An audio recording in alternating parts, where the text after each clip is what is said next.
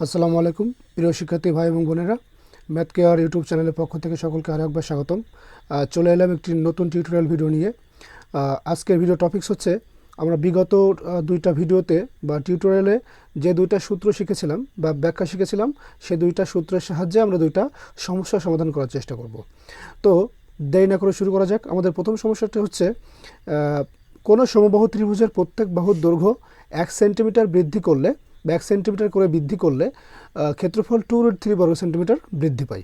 ত্রিভুজের বাহুর দৈর্ঘ্য কত, অর্থাৎ ওই সমবাহু ত্রিভুজের বাহুর দৈর্ঘ্য বা এক বাহুর দৈর্ঘ্য কত হবে, আমাদের সেটা নির্ণয় করতে হবে। সো শুরু করা যাক। ফার্স্ট অফ অল, আমাদের যেহেতু প্রশ্নে বলা হচ্ছে একটি সমবাহু ত্রিভুজ, তাই আমরা একটি সমবাহু ত্রিভুজের সাহায্য নেব। আনুমানিক একটা সমবাহু ত্রিভুজের সাহায্য আমরা নেব।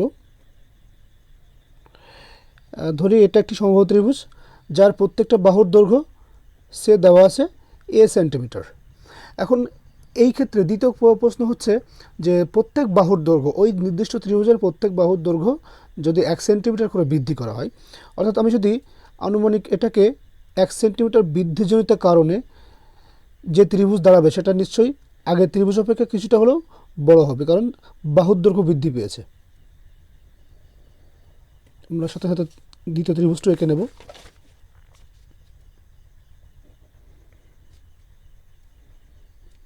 সরি, স্কেল দিয়ে আঁকলে আরও সুন্দর হবে।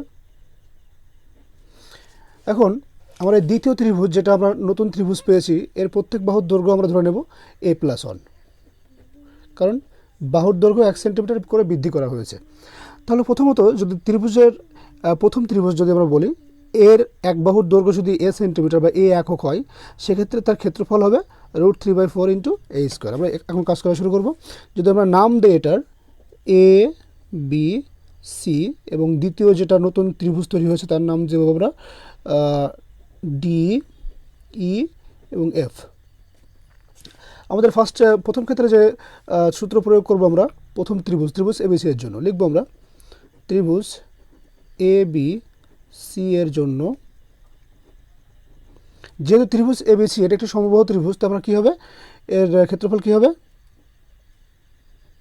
ক্ষেত্রফল দাঁড়াবে অবশ্যই √3/4 a² বর্গ সেন্টিমিটার, কারণ ত্রিভুজ এবিসি এর প্রত্যেক বাহুর দৈর্ঘ্য রয়েছে এ সেন্টিমিটার বা এ একক।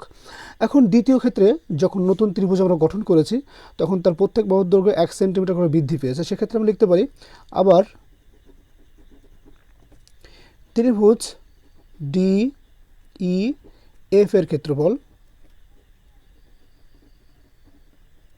সেটা কি, সেটা হচ্ছে আমাদের √3/4 ইন্টু, আগে বাহুর দৈর্ঘ্য যখন এ ছিল আমরা ক্ষেত্রফল লিখেছি a², এখন বাহুর দৈর্ঘ্য বৃদ্ধি পেয়ে a+1 হয়েছে, ক্ষেত্রফলটা নিশ্চয়ই √3/4 × a+1² বর্গ সেন্টিমিটার।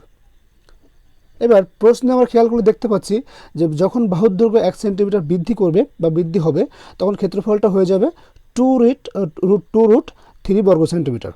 অর্থাৎ কি, বিষয়টা হচ্ছে এই দুইটা ক্ষেত্রফলের যে পার্থক্য, সেটা হচ্ছে 2√3 বর্গ সেন্টিমিটার। তাহলে লিখতে পারি আমরা প্রশ্ন মতে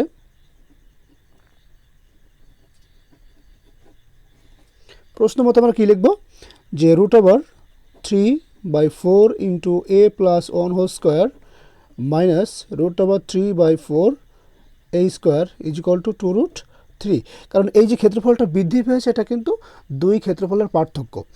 সো তারপরে কি করব, আমরা ক্যালকুলেশন করে নেব। উভয়ের মধ্যে কমন রয়েছে যে মানটা, সেটা হচ্ছে √3/4। আর দ্বিতীয় ক্ষেত্রে এই a+1² a+b² যে কমন সূত্র আমরা জানি, a² + 2ab + b²। আর এরপরে যেহেতু আমরা √3/4 উভয় থেকে কমন নিয়েছি, সেক্ষেত্রে এই যে মাইনাস a² এভাবে বসে যাবে, গিয়ে সমান 2√3 হয়ে যাবে।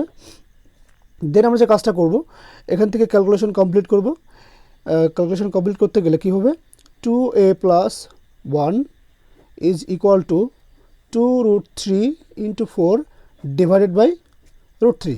কী করে হলো, এখানে √3/4 গুণ অবস্থায় রয়েছে, অবশ্যই এটা হচ্ছে সাইড চেঞ্জ করলে ভাগ হয়ে যাবে। ভাগ হওয়ার অর্থ হচ্ছে যে এটা উল্টে যাবে, 4 উপরে এবং √3 নিচে আসবে।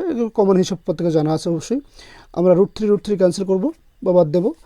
এখানে না কেটে দিলেও কোনো সমস্যা নাই, যদি আমরা সিঙ্গেল এভাবে লিখতে পারি যে 2a + 1 = 2 × 4 8, বা 2a = 8 - 1, বা 2a = 7।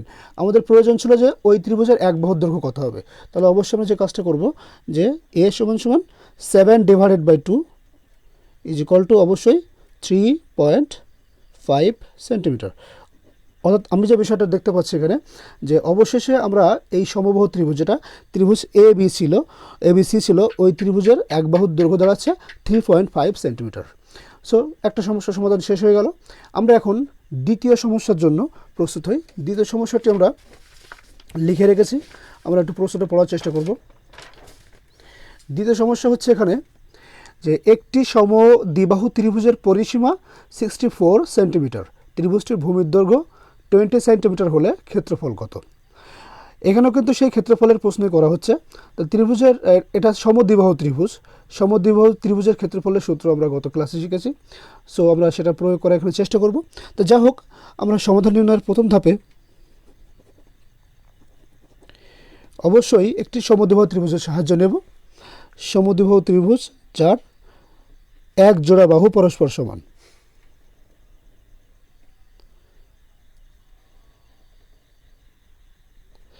যে ত্রিভুজের এক জোড়া বাহু পরস্পর সমান, এখানে আমাদের যে ক্লুগুলো দেওয়া আছে সেটা হচ্ছে সমদ্বিবাহু ত্রিভুজের পরিসীমা দেওয়া আছে এবং ভূমির দৈর্ঘ্য দেওয়া আছে।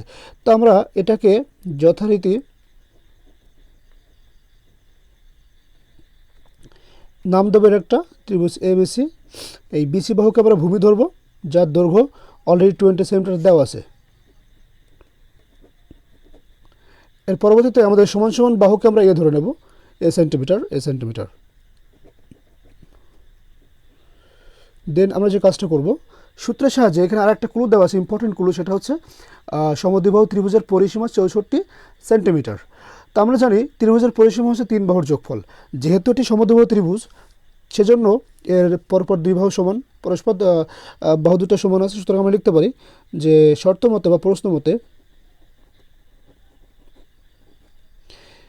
3 বাহুর সমষ্টিকে পরিসীমা বলা হয়ে থাকে। তখন 3 বাহুর মধ্যে 2 বাহু পরস্পর সমান, সেই হিসেবে লিখতে পারি আমরা 2a + b = 64। আমরা a বলতে এখানে সমান সমান বাহু এবং b বলতে আমরা ভূমিকে ডিনোট করব। এরপরে যে ভ্যালুগুলো এখানে ইনপুট করা আছে বা দেওয়া আছে প্রশ্নের মধ্যে, সেটা শুধুমাত্র ভূমি এর মান দেওয়া আছে 20 সেন্টিমিটার। সেক্ষেত্রে আমরা লিখতে পারি 2a + 20 সেন্টিমিটার = 64। আমরা বাদ বাকি ক্যালকুলেশন কমপ্লিট করব যে 2a = 64 - 20, 2a = 44, বা আমরা লিখতে পারি a = 22 সেন্টিমিটার। অর্থাৎ আমরা পেয়ে গেলাম এই ত্রিভুজ, যেটা সমদ্বিবাহু ত্রিভুজ ছিল, এর সমান সমান বাহুর দৈর্ঘ্য a = 22 সেন্টিমিটার। এখন আমাদের কোশ্চেন হচ্ছে ত্রিভুজটির ক্ষেত্রফল কী হবে। যেহেতু আমরা ভূমি আগে থেকে দেওয়া ছিল এবং আমরা সমান সমান বাহুর দৈর্ঘ্য পেয়ে গিয়েছি, এখন প্রয়োজন হচ্ছে আমাদের সূত্র প্রয়োগের পালা। সূত্র কী হবে? সমদ্বিবাহু ত্রিভুজের ক্ষেত্রফলের সূত্র হচ্ছে, লিখব আমরা সমদ্বিবাহু ত্রিভুজের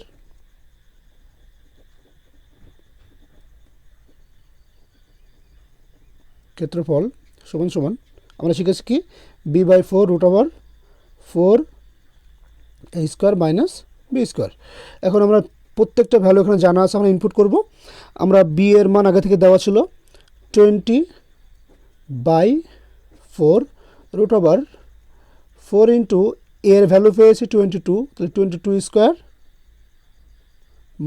- b², অর্থাৎ 20²। আমরা বাদ বাকি ক্যালকুলেশন 20কে 4 দ্বারা ভাগ করলে অবশ্যই 5 পাওয়া যাবে, √4 ইন্টু আমাদের এই যে ভ্যালু পাওয়া যাচ্ছে সেটা হচ্ছে 22², 484 - 20² মানে অবশ্যই 400। আমরা 5 ইন্টু √4 দিয়ে 484কে গুণ করব, গুণফলটা আমাদের দাঁড়াবে